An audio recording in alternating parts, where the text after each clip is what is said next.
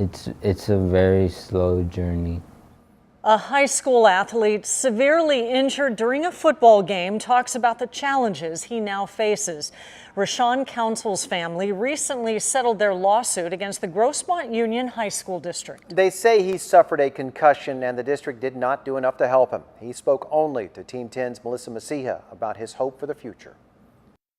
All you want is for your kids to be okay. That's something many parents can relate to. The parents of Rashawn Council are no different. I first introduced you to Rashawn back in 2015. Today, he still has trouble walking and talking, but that isn't stopping this ambitious teenager. I am 19. 19 and looking ahead. I really want to graduate now. Rashawn plans to attend Mesa College in the fall, a school with a brain injury program. I just want to see how I would do. But to know Rashawn's future, you need to know his past. He's still on the ventilator. Still in pretty bad shape. October 17th, 2013. Rashawn was playing for Monte Vista High School's freshman football team, number 17, there in red.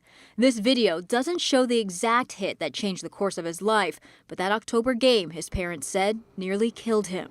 The lawsuit said Rashawn complained to coaches he began to feel ill, but coaches failed to alert medical personnel and kept him in the game. He vomited and collapsed, suffered a concussion and bleeding of the brain, multiple surgeries, 8 months in the hospital, constant physical therapy. 4.5 years later, I still have left side weakness. And how far can you move your arm? Which seems like it was more than before. A little bit. And his speech? That also is getting a little better as time goes by, but it's still slow and what's it called? Still slow and Does it take a while sometimes to process some things? yes, sometimes. He's going to need ongoing care and assistance for the rest of his life. Brian Gonzalez represents the family. They recently settled their lawsuit against the Grossmont Union High School District for $7.1 million. They reached an undisclosed settlement with the helmet maker Riddell. Eventually, I will get back into working out and rebuilding those connections in my brain. There has been more attention to concussion since Rashawn's incident. A 2017 California law requires all youth sports organizations, not just high school, to follow certain safety protocols. That includes removing a player suspected of having a concussion. As far as medical attention, Brian said there are ambulances ready for varsity football games within the Grossmont School District, but They don't have them for the JV or the Frosh level games. And those are the students who don't know how to play to the level that the varsity players do.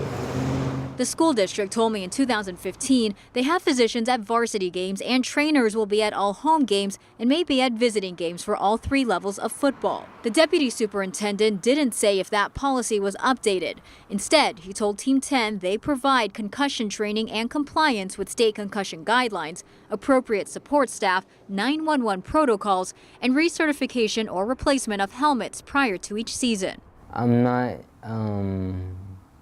putting down the sport of football, but I just want you guys to know that that there are risks and stuff out there that can happen to anyone. Rashawn chooses now to focus on what's next after Mesa College. Stanford. Plans to study mechanical engineering, then biomedical engineering. I learned that no matter what it is, what you're doing, always put your full effort into it.